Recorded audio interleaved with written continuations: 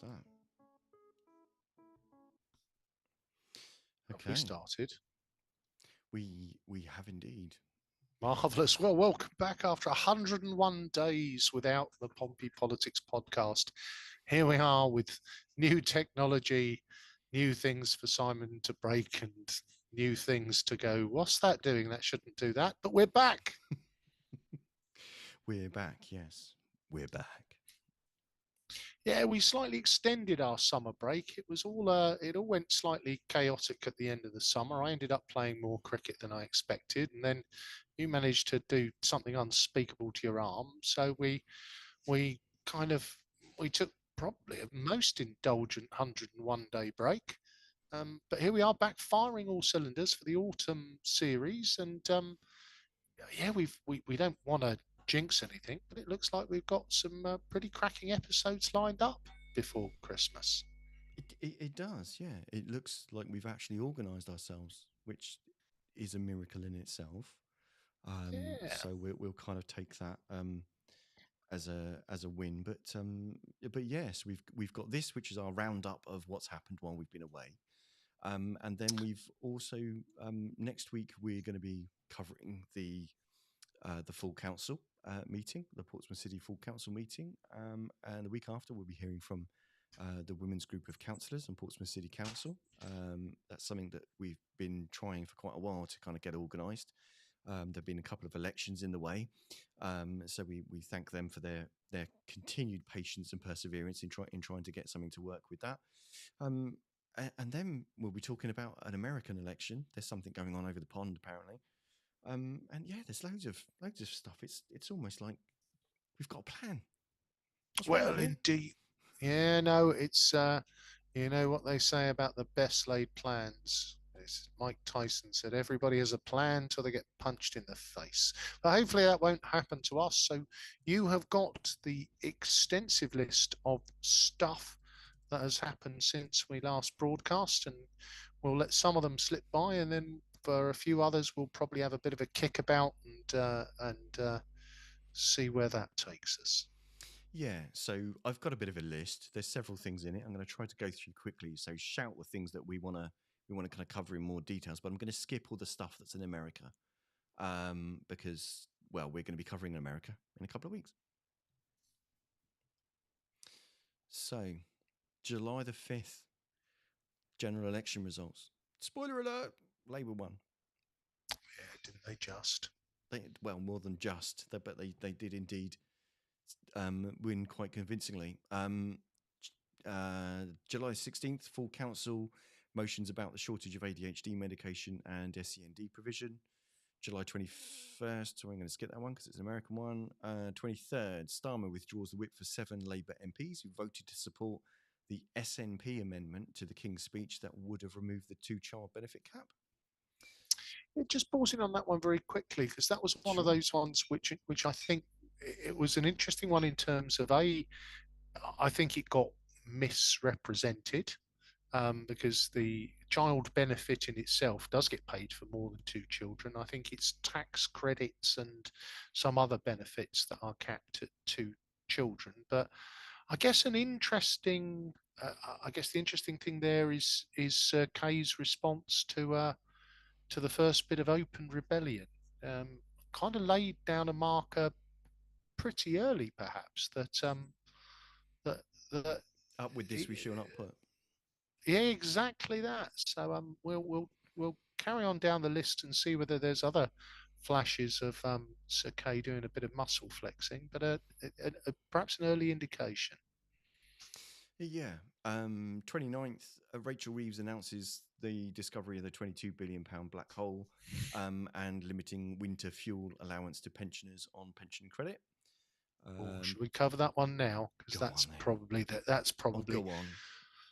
well, it's quite a big story, isn't it? If you know, again, if we use our kind of lightning rod of the Portsmouth politics pages, there have been many threads of varying degrees of emotion about the withdrawal of the winter fuel allowance for those who are not on pension credit. And I think, you know, when we've touched on it, it's left us all slightly befuddled, hasn't it, Simon? Um, It's a bit of a weird one. It kind of feels like an unforced error, if I'm honest, in the sense Mm. that in the grand scheme of things, it's not going to save a massive amount of money. Um, and I don't think anybody in their right mind thinks that the likes of Alan Sugar should be still getting winter fuel allowance. But to have the cutoff at the point that it is, I guess that enters into the how expensive is it to have some sort of scheme that sets the cutoff line somewhere else. But it does seem quite an arbitrary low place to kind of have that cutoff. Yeah, I mean the cutoff, as I understand it, is just, but I think it's just under 12k. Mm. And if you get the sort of full state pension, I think I saw somewhere that it's basically that's £2 more than the cutoff point. So it just seems a little bit it just seems a little bit kind of arbitrary in terms of, you know, less than 12k is a pretty low kind of, is a pretty low amount to live on. Um, and I think there is always this thing with any universal benefit. It's very easy to administer because it's how old are you, right? Then you get it, smiley face. But as you say, the very rich, £200 is not going to make a difference. Um, and I guess what it has done, it's opened up a whole discussion around sort of pensions. And from a political perspective, as you say, there is now a very strong drive, as there should have been, to encourage people to apply for pension credit if they're entitled. And, that of that generation, and I see this in my work life, there are still lots of people who kind of, my organization works with some older people with vision impairment who are still very reticent to claim the benefits that they're entitled to because there's just a kind of a stoic kind of, well, I've never asked for anything all my life, I'm not asking for anything now. um, but it almost feels like this has been very damaging, and even if we look at it through the cold hard lens of politics, it does feel like a horrible own goal, doesn't it? I just feel like it is. As I say, I think it's that it's got the feeling of an unforced error on it, and it kind of feels like of all the places you could try to find 1.7 billion, that that doesn't kind of seem like the like. To be honest, it doesn't seem like a Labour thing to do. Um, if anything, and I think that it kind of seems like they were in a rush to show that they were doing something immediately. Um, but I don't know that it needed that rapid attention. But I guess the kind of follow up story is what we'll see in the budget on the 30th of October. Is this kind of like a preamble of this is an awful thing that we've done, but this is what we've been able to figure out since, and therefore they're either kind of foretelling of just how bloody awful the budget's going to be, or the foretelling of, oh, we did that thing because we didn't want to leave it in a state in July, but now actually in October in the budget, perhaps there'll be some ways to row back on that, or to kind of deal with and mitigate those that are going to be affected that just miss out on pension credits and that are really going to miss out on that £300 toward their heating bills at a time when the price cap on energy fuels has gone up by 10%. Yeah, yeah. No, I think we're all eyes are casting towards the budget, but I think we can agree that whilst it wasn't perfect in its previous guise, it doesn't look like they've made it better. And as we say, politically own goal. Let's crack on with the list. Okay, so where did we get to? So let's have a look. So so the riots between the 30th of July and the 5th of August. Um, Hmm. the riots that are up and down in several places of the country that seem to be on the back of on the back of a terrible incident. But Yes. no one, well, certain parts of, should we say, certain parts of the political spectrum seem to waste no time in trying to use that as an excuse to go and commit loads of violent damage, and threaten to set fire to places like immigration hotels and stuff. Yeah, I mean, it was a very ugly episode and Mm. a little bit of authoritarian Starmer, which I kind of didn't mind. The fact was that there was a very rapid response. People were getting fast tracked into courts and handed some pretty heavy sentences, and that seemed to quell everything pretty quickly. I mean, obviously, from a political standpoint, that opened up these sort of allegations of two-tier Keir. Um, there had been some marches in London which had got which had seen some criminal damage and threats of violence, and that kind of hadn't perhaps been as policed as hard. But I think from a competency and a from the position of this has to stop. Perhaps I'm a more authoritarian than libertarian figure. I think he handled that pretty well, um, and quelled the flames pretty quickly. Yeah, I mean, for a while there, it looked scary and worrying, and like you say, there was abhorrent actions on the streets, and well, head scratching as to why sensible people would think that it's a great idea to get involved in that sort of violence. Obviously, it's not, and it was disgraceful. There are other ways to protest if you've got a concern, but I don't think he could have done anything else, to be really honest with you. And even given the situation with the prisons, even though they'd already mentioned about having to release some people early because basically they were running out of prison spaces quicker than anything, I don't think they could have left the people that were being arrested from basically the thugs that were being arrested from the actions that they took being left at the back of the queue. They needed to be Yeah, able to show that there was swift and reasonable justice, in order to be able to stop everyone else basically jumping onto the bandwagon. So I don't think he could have done anything else, and I think it dealt with well. But it feels a long time ago now. But I'm sure those communities feel the scars of understanding that some of their neighbours are actually quite prepared to take violence into their hands to deal with poorly understood and poorly communicated policies or impacts to their communities. yeah, not one for us to unpick now, but it's No. very interesting, isn't it? Because I know that I tried to follow. I saw a couple of people in the mainstream media who tried to follow the thread back to where did the misinformation come from, and It you was a know, patient zero kind of thing. yeah, yeah, yeah, and I don't think even the mainstream media could agree where it started. It looked malicious. It looked like speculation, but yeah, I worry that something can catch from such a spark. But let's move through the calendar some more. Okay, so August the 16th, another full council.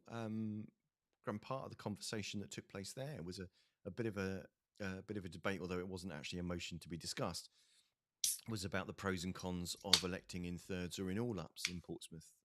So Portsmouth being one of the unitary authorities that has so in every ward there's three councillors, and so for 3 out of the 4 years, one of those councillors is up for re-election. The fourth year is so-called the fallow year, which, if we weren't a unitary authority, would be voting for Hampshire County Council. Yeah, differing parties have different views about the pros and cons as to whether it's a good idea to keep going to the electorate every year to re-energise that mandate. And others making the point that essentially the administration actually misses out on time of administering because it's spending so much of its governing time actually in election mode. And political parties are pretty much just leafleting the city into oblivion to achieve that, and there's no time to actually do some of Mm. the things that need to be done to change it. So a big kind of question, and I think there's pros and cons on both sides. Weirdly enough, the administration aren't in favour of moving to all up elections, but the parties that are in opposition are all in favour of moving to all up elections, much in the same way that existing governments have been in favour of maintaining first past the post, but the most opposition parties or Well, the smaller I, ones are in favour of proportional representation. well, and I guess the Lib Dems are a minority administration, aren't they? So Yeah. if all of the other parties, I guess, could coordinate, then I don't know what the mechanism is for changing it. We do have we don't have any elections next year. We do have all outs Yes. in 26, but that Mhm. will be 3 councillors elected for each ward, one on a 1-year term, one on a 2-year term, and one on a 3-year term. So, Yeah. yeah, it all It, seems a little bit. it'll be an interesting one. The mechanism, by the way, would be, as I understand it, passing a motion at full council in order to, well, I don't know, because the administration doesn't have to necessarily enact stuff that's passed at motion. Yeah, I'm not sure as to kind of, but essentially, you'd only be able to do that by having a referendum of the city to ask whether, because the current electoral mechanism was agreed with the city in a referendum in the 90s, I think. A citywide referendum would also have to be the mechanism by which that was undone. And of course, we in the UK we love referendums; they go so well. it'll only be advisory unless we win. Right, let's gloss over that and move forward. Steady on, steady on. August 22nd, Summers Orchard replacing the Horatio and Lymington House buildings that had been demolished because basically because they were unsafe. So the replacement development, replacing the same number of homes, receives planning consent. August 28th, the MOD restates its security concerns about the Aquin interconnector, but there's been silence pretty much from the government since as to when there will be a decision about what's actually happening about that bloody cable. So Well, it's gonna. I mean, it's one of those, and I know with all these things gets bogged down in legal mire and everything else, but it's one that we've covered on the podcast many times with the expectation of, and the answer is, and the answer's still not out there. So we'll keep watching this space. we will indeed. Sorry, just keeping up with the comments a little bit as we go. We've got a bit of a technical snafu with the comments not coming through properly my end, so my apologies if I'm missing an in. It looks like the stream hasn't made its way to YouTube, but it is still actually going out on Facebook and on Twitter, Space or X Spaces. Sorry. Tim Owens mentioned something about will there be background soundtrack of flushing toilets and gurgling sinks to mark Labour's first 100 days as it disappears down the plug hole. Well, Tim, God bless him. There won't be a soundtrack. No, sound effect. I'm afraid I've missed the mark on that one. Well, and to be fair, I think this refers to the fact that I accused Tim of jumping up about every 30 seconds, shouting that Keir Starmer smells of wee, and I don't mean the French perfume. So I think that's where that reference is headed. So yes, yeah, we'll keep it clean, Tim. We'll keep it clean. Anyway, so September the 4th, Amanda Martin, the newly minted MP for Portsmouth North, makes her maiden speech in Parliament. Also on the same day, Tories Got Talent 2024, Priti Patel is knocked out of the race with only 14 votes. Jenrick on 28, Badenoch on 22, Cleverly on 21, Tugendhat on 17, Stride on 16. Should we leave it till we get down to the final two to kick about? Yeah, TGT? I'm not gonna do the I'll mark the who's doing what, but I won't keep doing the numbers. HMOs, Portsmouth Independence Party promotes a survey for residents, basically seeking that they're trying to push the council to seek that HMO rules are changed to reduce the limit from 10% to 5%. There's a rule that we'd covered in a previous episode about the number of the percentage of dwellings that are HMOs within a 50-meter radius? I forget. We did a whole kind of thing about whether that could be made a thing in force. First PMQ since the summer recess. Outgoing Conservative leader Rishi Sunak challenged the PM about government decision on winter fuel allowance. Starmer, quite predictably, stating that his party were elected to clear up the mess left by the Conservatives. Starmer also apologises in Parliament to the victims of the Grenfell disaster and at the publication of the report. Prosecutors will decide on possible charges by the end of next year. Which kind of seems a while to wait. September 5th, Barnier becomes the French PM. 6th to 8th, Green Party conference in Manchester. 9th, public hearings of the UK COVID inquiry begin. September 10th. Yeah, and I think we just touch on public inquiries for a minute there, because it's that, how many thousands or tens of thousands of documents are going to be? Yeah, if you look at Grenfell, it's that element of, I can't remember how many years. I did see it when it was, and it was just that. How can you not have done all the inquiring that you ever need to do? And like when you say that we'll decide if there's criminal charges by the end of next year. I guess I just don't understand how anything can move that slowly. Um, which, and again, it's like with the COVID inquiry. I get it. I get it. It's complex. And one of the things in the heat of it, I was always saying to people, well, you won't know anything until probably 3 or 4 years after the pandemic has ended to look back retrospectively to see what was done well and what could have been done better. But these things do seem to take forever, don't they? They do. There is an interesting point about inquiring about inquiries. That's actually an issue kind of made later on. So that's probably worth actually covering at that point. But yeah, there just seem to be too many inquiries that don't seem to actually deliver anything, or what is actually in them isn't actually enacted or dealt with, and it just seems to be taking such a painful amount of time. But again, there's a kind of another thing to kind of speak to that later on. September 10th, winter fuel allowance changes voted through 348 to 228, with 52 Labour MPs not taking part, including 7 ministers. It's unclear whether they were otherwise busy or they just actually abstained.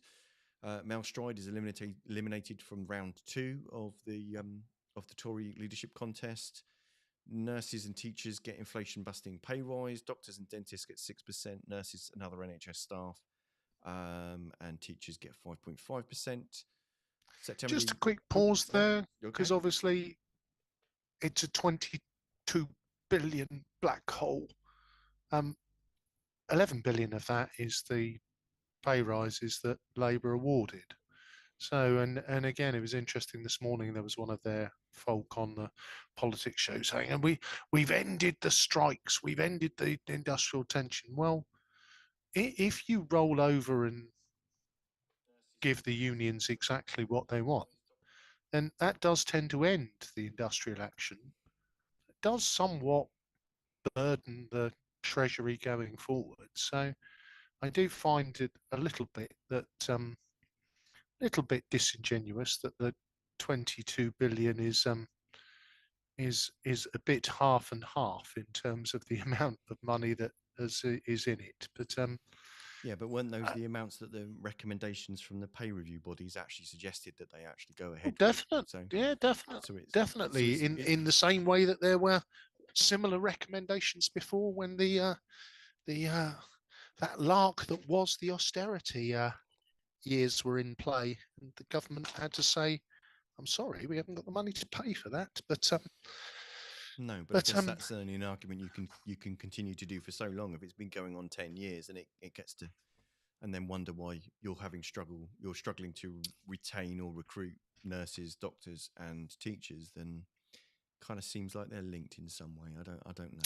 Yeah, no, it's just and again, look, as we've discussed on the podcast many times, being in government is about making choices, isn't it? And you actually, when you're in government, you have to stand in front of your choices and say, well, we chose to spend money here, we didn't choose to spend money over there. And I think the bit I struggle with, if I'm honest with you, Simon, is not necessarily the awarding of them, but the effectively um, putting those awards on the bar tab of the previous administration. But I guess that's politics. Yeah, I think there's something about those recommendations were sat and ignored on the desk and basically just left for, so that depending on who you speak to about whether basically that was just I'm going to give you this hot potato and I'm just going to walk out the door and leave you to it because we're just not going to make a decision that's the right one. But as you say, that's a different kettle of onions that we could open on another day. September 11th, government confirms £500 million subsidy for Tata Steel, claiming it has now reached a new and improved deal. Sounds like a washing commercial. despite 2,500 jobs still set to go. September 12th, BBC reports Conservatives took a further £5 million donation from controversial businessman Frank Hester days before the GE in July. He's the one who said awful things about Diane Abbott. Yes. And then subsequently apologised, and apologised obviously enough for the Tory party to take another £5 million of his money. So, September 14th, no new pledge on missiles for Ukraine. Oh, sorry, that was a US thing. September 15th, reports in press after declaration of gifts from Keir Starmer show he and his wife Victoria accepted donations of clothing to, quote, look their best. This is one we've got to have a bit of a dig at, haven't we? There's further ones on it, so do you want to pick it up? Oh, is there? There's more to Yeah, come. Yeah. Keep going. Ryan Wesley Ruth cited, I think I've spelled cited wrong there, bearing a rifle in the shrubs at Trump International Golf Club, West Palm Beach, Florida. Secret Service agents shot at him and he fled. Ruth was later charged with attempted assassination of Donald Trump. September 16th, House of Lords report. I've done an American thing again, haven't I? Sorry. House of Lords report from Lord Norton concludes that public inquiries, i.e. Grenfell, etc., take too long and lessons are not being learned. Government said it would study the recommendations. So we've got a recommendation. The recommendations aren't being studied and aren't being implemented, but we're going to study the study of the recommendations that says the recommendations aren't being implemented. It feels if it wasn't so serious. There's a two Ronnie miserable, sketch in there. yes, I think it is in the Four Candles, isn't it? Yes, there's enough. Yes. That's enough for him. And yep. September 17th, government extends the post-Brexit trader support scheme to help businesses deal with new customs processes, extending it by another year. The contract is for Fujitsu, a led consortium, to provide support acting as a government-backed customs agents. Hopefully, the software is better than the post office one. Yeah, let's hope they fix that in post. Was that a pun? A little bit. It's all about delivery, isn't it? September 18th, after securing 14% of the vote at the GE, Nigel Farage says he's giving up ownership of Reform and surrendering all of his shares as the party begins a democratisation process. September 14th to the 17th, the Lib Dem conference is held in Brighton. Lots of pictures of Ed Davey arriving on a jet ski. Yes. God bless Ed Davey. September. I like the cut of his jib. I think at the end of the day, let's be honest, the Lib Dems don't get as much airtime, perhaps, as they could or should. So I think that they get more now that they've got 72 MPs.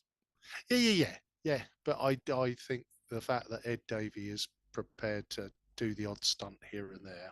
Prepared to take a dunk in sewage-infested water a couple of times in order to get in the press. Then. I like the cut of his jib. Fair play to him. September 19th, Starmer states that power pylons and solar farms might just be the cost of lower bills and energy security. Sue Gray, the ex-civil servant that led the investigation into parties in Downing Street during COVID, who'd been employed by Starmer as chief of staff. Downing Street leaks reveal her salary is £170,000 a year, which is £3,000 greater than that of Starmer. Starmer insists he is in control. I mean, that one just very briefly. The Sue Gray's on 170k a year. Yes. If you're chief of staff to the Prime Minister, I'm reckoning that's probably not a rock up at 9 till 5, work flexibly from home in your gym jam sort of job. And in central London, I was surprised it was as little as 170k, if I'm honest. I know people get all very excited about six-figure salaries, but yeah. I mean, it was, but it was almost in the style of a Dominic of Christmas Past. The leaks were already starting as she took up her position. But we'll come on to that later. ... Yeah, hold your horses. Starmer defends decision to accept corporate hospitality at Arsenal Football Club for a private box. There was something about he needed to be a private box because it was for the safety reasons because because he's a PM. Something I think Lee Anderson or Farage criticised him for, saying, "I go to a football match and don't need to go into a box." But yeah, so 22nd of September to the 25th. Sorry, excuse me. Labour conference in Liverpool. 23rd, Sinn Féin leader at a fringe event at the Labour conference urged the UK government to stop dodging a timeline for Irish reunification. There was some fact checks actually from the BBC published about should the £22 billion black hole have been a surprise. I think their conclusion was overall that really it probably shouldn't. The review found a delay that preventing the sending of 2,688 postal ballots in the general election in northwest Essex was an error caused by a lack of clear communication between the council and its supplier, and that it was entirely avoidable. Well, I'm sure that shocked no one. Yeah. Well, at least we didn't have to wait 3 years for that inquiry. Yeah, but the explanation was in the post, wasn't it? September 24th.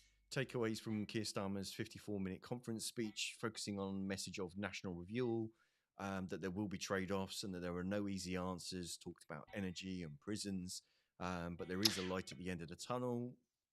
You sound like you were going to interrupt me. Go on.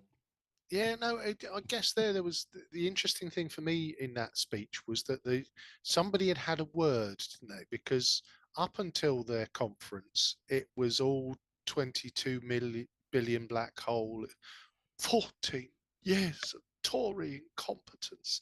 It was all very miserable, wasn't it? And then Sir Kay got up and did the light at the end of the tunnel renewal. So it was almost like somebody had a word, because I know I'd seen some figures around the time that, economic confidence was not great. There hadn't been the sort of bounce that was expected through, Labour's landslide, and it was all a bit doom and gloom. So yeah, a bit of razzmatazz from Sir Kay there. Yeah, I mean, there was some comments elsewhere that basically, despite having won a massive landslide historic majority, the Labour conference was actually quite low key and quite and described by others as quite kind of depressing and downbeat.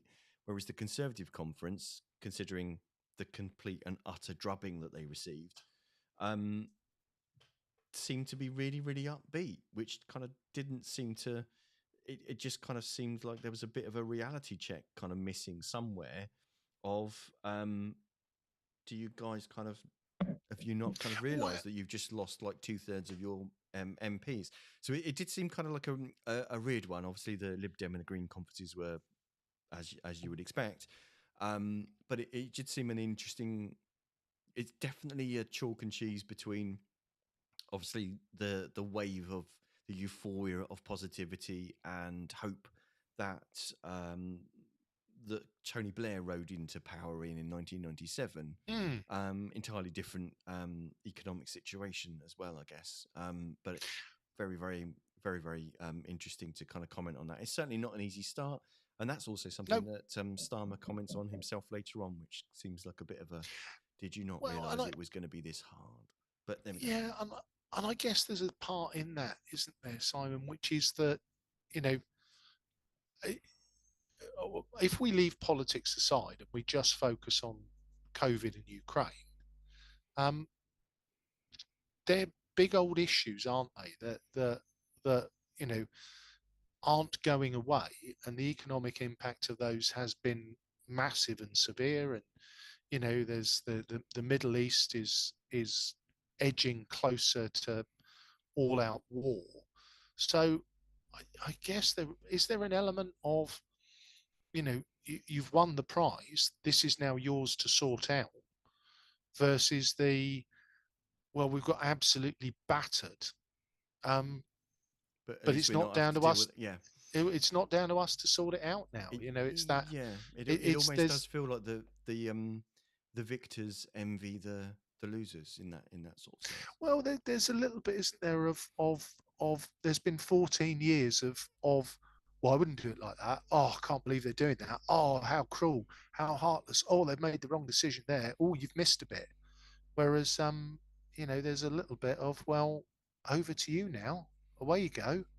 Show us how it's done. And so I could see there was a little bit of probably a little bit of an end of term feel to the Conservative kind of conference because, well, you know, I guess it happened far enough away that the doom and gloom had its moment, and yeah, yeah, interesting times. On the last day of conference, a vote that had been delayed, so that it didn't take place before the leaders, the PM's last speech. September the 25th, a delayed non-binding vote at Labour Party conference brought by the unions passed, and that was a vote calling for the government basically to think again about the winter fuel allowance. But again, non-binding. So that's effectively the party saying it didn't agree with the party of government's own policy on the subject. September the 26th, 8 female councillors left Dacorum Borough, and I'm sorry, yeah, that's not a joke, Dacorum Borough Council's Lib Dem group in Hertfordshire after accusing the leader of failing to deal with allegations of bullying and harassment. The Lib Dems have now lost their majority on the council. An independent report that was commissioned by the council later concluded that the former council leader was more likely than not to have sexually harassed a female councillor. However, in a closed hearing, Dacorum Borough Council Standards Committee rejected the findings into Lib Dem Ron Tyndall's alleged behaviour. Interesting one, that, isn't it? I always get very uncomfortable with phrases like "more likely than not." It's the difference between, because in employment law you don't, in a court of law, you have to prove beyond reasonable doubt, don't you? In employment law, you don't have to. The burden of proof isn't as high, and a council chamber isn't a place of employment. Although there are standards that councillors have to follow. But I think, as we've mentioned before, the standards committee don't really have tremendous powers with regard to councillors. They can sanction them, but they can't, for example, unseat them, because their boss is their ward electorate. So yeah, but it did seem an ugly situation. September 29th, Kemi Badenoch, one of the Tory leadership hopefuls, on Laura Koonsberg interview in the BBC, describes some cultures as not equally valid, although kind of seemed to skirt around the issue when she was trying to ask what she meant by that and what cultures she was referring to. She did talk about respect for women and for women's rights. And she'd also earlier claimed on a Times Radio interview that maternity pay had gone too far and that the government needed to interfere less in people's lives by pointing out that people were having more babies before there was maternity pay. Yeah, I mean, Kemi, she's down to the final two. Lively in terms of a commentary. I think there's I mean, we'll come down to the final two when we get there. But she's not been without her quote unquote boldly spoken opinions. That there are times which she's had to row back on by saying that thing that I said, I didn't mean it, even though that's exactly what I said. But, and even though I said that I don't need to be careful about what I say because I know what I'm saying and what I'm saying is right, and you've misrepresented me, even though you're quoting back to me the words I said. Yeah, it's a strange situation. Interestingly, former Conservative leader, Wilderness Conservative leader William Hague said that he now felt that he was wrong to have changed the party's rules to give the vote to choose the leader to the membership, and it should have be retained by the MPs. Well, an interesting one that, because he hasn't, and we'll come on to that. Well, he has, but he hasn't. So we'll come on to that. Oh, have I misrepresented him? No. Okay. His what he said was true, but yes, we'll wait till we get to the final two. Okay. So Conservative conference was in Birmingham, 29th of September to 2nd of October. September 30th, Tom Tugendhat warns Tories against becoming reform in an interview with GB News and that they need to rebuild trust. Trust, sorry, not rebuild. Trust. No, don't rebuild trust. Don't rebuild trust. At a fringe event at Conservative Party conference, James cleverly claims "Stop the Boats" slogan was an error, as even one boat would have meant that it had failed. I guess that's the difference between stop and reduce, isn't it? Yeah. Okay.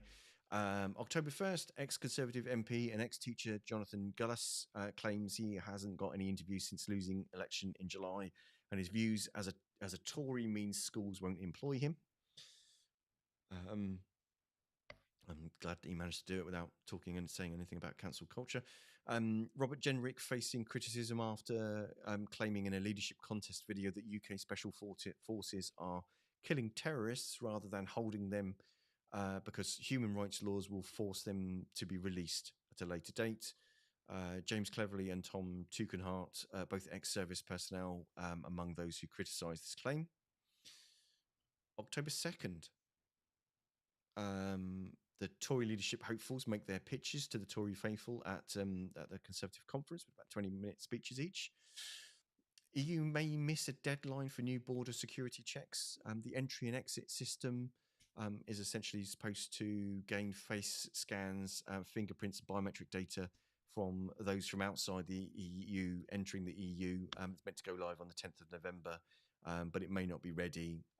The idea being that, for example, that people driving into the continent in cars will be given tablets to basically complete that information. The Port of Dover reporting that they haven't had any tablets, so they haven't been able to test it. So that might get kind of a more of a slower launch than a deadline on the day. October 3rd, Starmer repays over £6,000 in gift donations, 6 Taylor Swift tickets, 4 tickets to races, and a clothing renting agreement with a high-end designer favoured by his wife. So I think that was the last thing about the gifts. Yeah, I guess the thing for me is that I think people in influential positions end up getting given stuff. Now, it was all declared, so the defence was, well, it's all legal, isn't it? But I guess the piece which I struggle with in all of this story, Simon, was, very strong change message, Tory sleaze, Tory corruption. We're different.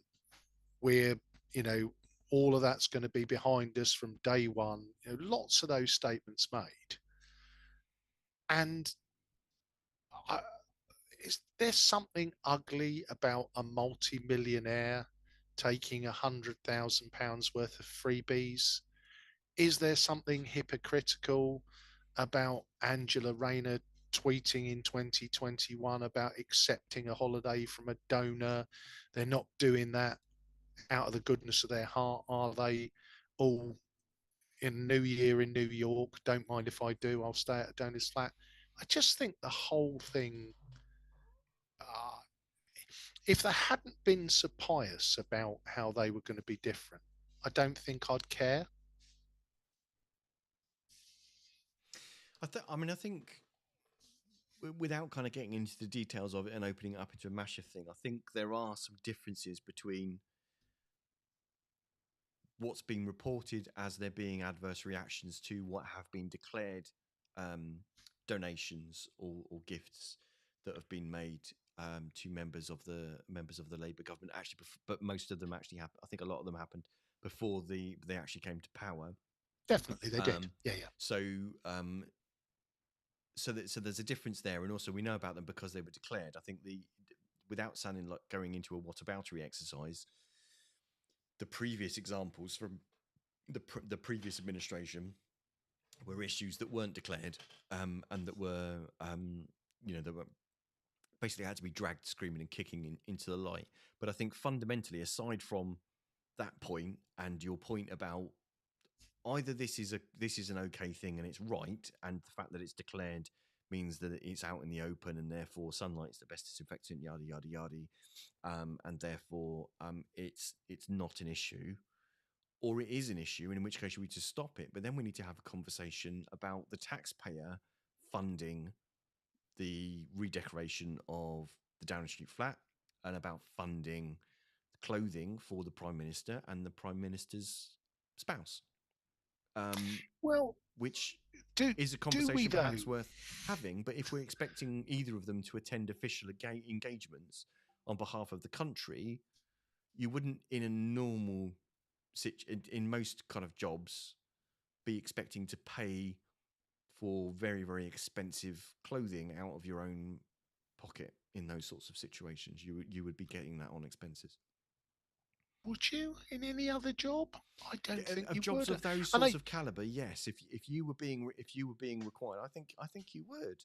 And I, if you're having to buy that sort of clothing as part of your role as a representative, and let's face it, no one elected Victoria, but if she's being required to attend things and therefore dress to a certain standard because of it, I don't know whether you need to spend however many thousands it is on a particular dress, or whether you actually could quite happily get something from somewhere else or nonetheless. But a donation means that the taxpayer is not paying for it. So either you're happy with the donation, as long as the donation doesn't come with any attached conditions as to what the donor is expecting in return for that, or the taxpayer pays for it. And I don't know that the taxpayers are ready for the taxpayer to pay for it. So we either need to well, accept that donations will happen, or we need to shut up about it. It's got to be well, one or the well, other. fa- well. Fascinatingly, though, Mm, Simon, just a quick aside on that. mm, So Theresa May, when she was a minister and prime minister, was regularly given designer gear, mm-hmm, and she paid for that minus the £140 that she is allowed as a minister. You're allowed to accept a gift up to the value of, mm-hmm. and paid for it out of her own money. So there is an element of the third way is that you as part of the role that you have, you pay for your own stuff. And I think there's, again, without wishing to overplay it, Mm. I just think in the workplace generally, if you had accepted £100,000 worth of stuff, you would end up, and okay, it was declared, it was legal, everything else, but nowhere would allow anyone to accept freebies from potentially interested parties. So Well, no, we'll see how that one I'm not allowed runs to and accept so runs. much as a Mars bar from someone. So I don't. Not that anyone's offered me a Mars bar, but No, no, no. it's Mars bar. Yeah, If people want to difference in send, standards, isn't it? there's a bit of a Right, difference. But let's crack on because we're very very near the end. yep. So October 3rd, still, government announces proposals to review assisted dying of terminally ill people in England and Wales. That they'll be brought before Parliament this month. MPs had previously rejected a bill on the subject in 2015. I think it needs a review. I'm just worried that it's not really the sort of thing you want to rush on. Yeah, but is it one of these things where if you look at it, the you know there are countries, obviously Dignitas in Switzerland is probably the most famous, that have been doing this for a number of years. I think there are more countries in Europe that have brought forward bills. I think there is a significant, this is a subject which I'm personally conflicted on. My mum passed away with motor neuron disease, which, thanks to the works of some very high profile celebrities, I think more people know what that pathway is. So there is an element of from an elective position. There are diseases which are terminal, which take away people's quality of life, and I think it is, from a personal perspective, I find it very difficult that we say to those people, who know ultimately they're going to lose all of their bodily functions until eventually they can't breathe and they die. Um, yeah, you've got to go through that over the next however many months, um, when they might want to opt out when they're still capable of doing so. So, yeah, it's a tough one, and it is not an easy one because all the safeguards have to be in place, for the unscrupulous folk who are waiting for their inheritance. Is the ugly truth, isn't it? Yeah, but like you say, we don't have to reinvent the wheel here. Lots of other countries have schemes that work in different ways, and and we don't have to kind of start from scratch.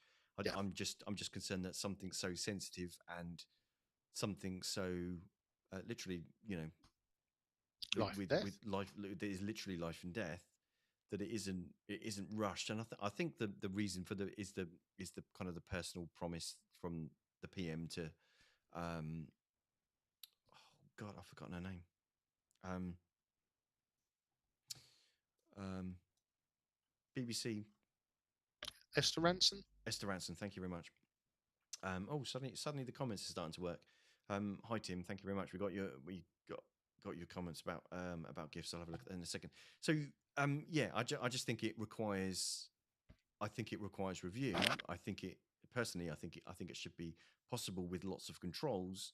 And as long as we can make sure that people aren't being forced to make that decision, or that decision is being made for them, it feels inhuman to force people to continue to suffer when beyond a point that you would think would be humane. But that has to be a decision for them, not someone else, not a doctor, not a family member.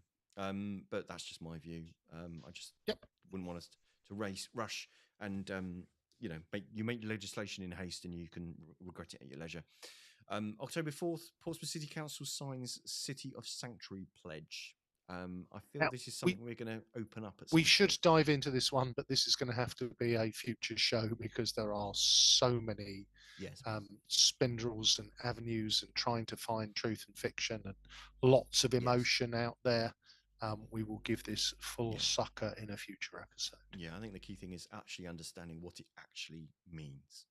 October 7th, Sue Gray quits as Chief of Staff and is replaced And who by is she replaced by? Morgan McSweeney, who was one of the leading figures in securing Labour's victory in their electoral campaign, which isn't necessarily a surprise.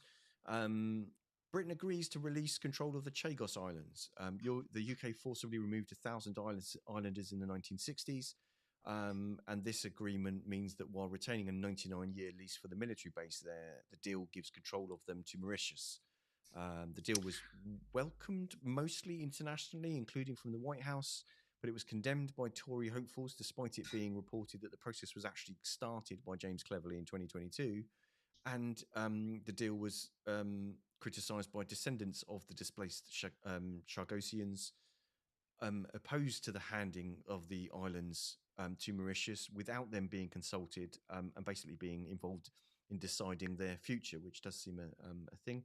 Tory Foreign Affairs Andrew Mitchell claimed the deal gives succour to our enemies in a dangerous world and undermines the web of Britain's defensive interests.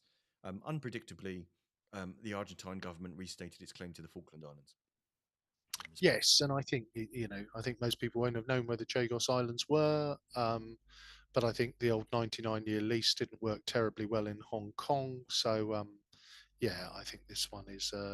I think it's the symbolism of it more than the Chagos Islands or the plight of the Chagosians, which has caused the. It's almost like we don't learn, because whenever we get involved in deciding what happens to other countries that we at some point have decided to claim for ourselves and decide what their future will be, we seem to fuck it up and not learn from actually the mess that it causes, and the fact that if it's not ours, it's not ours. Yeah, and I guess if the ambiguity is always, isn't it, around who has first dibs on a patch of land, and if you look at the Falkland Islands, their views were very clear, and back in 1982 there was a whole war where hundreds of people lost their lives in just that way. But yes, yeah, I don't compare that. I think that's an entirely different situation. I don't think it's entirely unpredictable that the Argentinian government were going to try to claim comparison, but it's not the same situation. It's not the same. In an interview with Matt Chorley on BBC Radio 5 Live, Boris Johnson was accused of being a liar to do with basically the release of his book. Also, unpredictably, Johnson disagreed. Tories got talent down to the final three, with Tugendhat being voted off. October the 9th, PMQ's Keir Starmer defended the government's planning to raise taxes and borrow to fund investment. Sunak accusing Starmer would raise that from employers, national insurance and tax contributions. Starmer saying that he would stick to the manifesto pledge not to raise taxes on working people. So effectively kind of making Sunak's point for him. All to be revealed, I guess, in the budget on the 30th. Yeah, interesting. There's a bit of a foretelling this morning that, and again, sometimes you don't know whether these have been leaked. That Rachel Reeves is planning to bin the fiscal responsibility rules to borrow for quote unquote infrastructure investment. So yeah, we will wait and see. We shall see. Starmer also repeats public statements that the Falkland Islands and Gibraltar will stay British. Tories Got Talent final round cleverly excluded, leaving Badenoch and Jenrick to face the full ballot of the party members, with the result being declared on November the 2nd. So we haven't got long left, but I will touch on this one because the vote, the members get to choose, but the members get to choose from two candidates they don't want. Yes. So James Cleverly was by far and away the most popular choice with the Tory membership. And if you remember when it got down to 3, Mr. Cleverly was the front runner. Yes. And then when the final round was held, some of his folk had run away, and the members get to choose between Robert Jenrick and Kemi Badenoch. So it's a difficult one. If ever I had thought about rejoining the Conservative Party, the gerrymandering of their leadership elections to give the members a choice between two folk they don't want, it's happened all over again. And, for me, it worked out so well for them last time. Well, and I think that the fact is that, Simon, is that it's, for me, it's just an indication of you haven't learned. And that's the bit that I think I find frustrating. Ultimately, I think Robert Jenrick will probably win. I think he's keeping the seat warm. But you can never rule out the Conservative membership going for the slightly more mad option. Well, they did it before, and it wasn't slightly. So, yeah, I never, considering the number of Conservative Party leadership contests we've had over the last 5 years, I just find it a strange way of creating a contest between the people that you want in order to basically what you think is create or what appears to be the parliamentary party creating a situation where it's an obvious and logical choice, so that the person that you want to win will win when presented to the members. And the members seem to have recently said, no, screw that. I'm not doing what I'm told. I'm going to vote for X. All of that could be avoided if you used single transferable vote instead. Yeah, or like the Labour Party. Be done in one round. Well, or like the Labour Party. The Labour Party, I think, when they elect their leader, I think you get a choice of 5 on the ballot paper. So you don't have to pick between the worst option and the second worst option. We're not America, are we? No, but STV would have the benefit of, once you've discounted the outliers, then the person that ends up with the most amount of votes, it might not necessarily be the first choice for the most amount of people, but it will at least be the second choice for the So it would drive unity rather than anything else.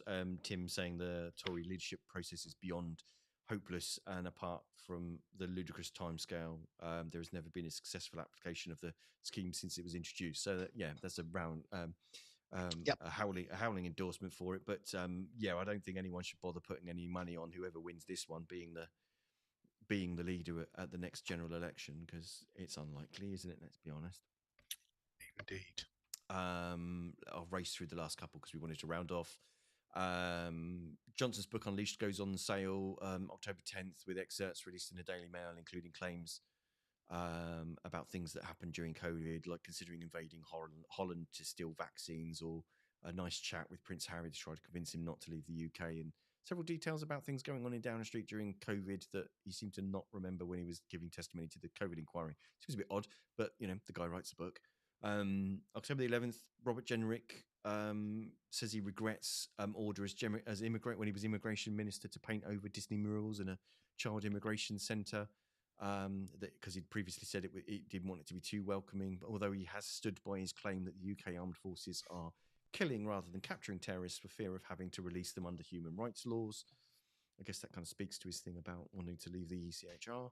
October 12th, PM tells BBC that basically in an interview marking the 100 days of the Labour government that he's faced choppy days in his first 3 months and things essentially, and I paraphrase, that things were harder than he expected. That kind of seems like you spent all this time applying for the job, mate.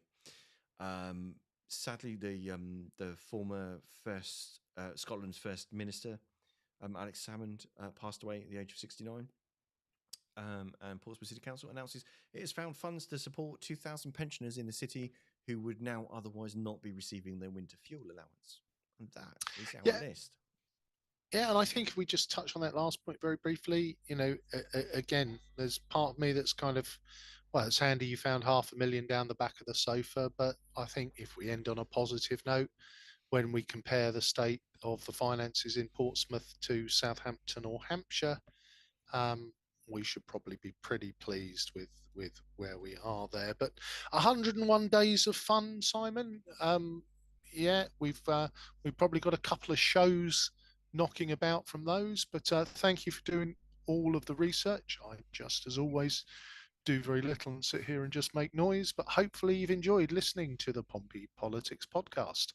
I've been Ian Tiny Morris. And I've been Simon Sainsbury. Join us next week for our coverage of the full council meeting of Portsmouth City Council. So see you next week.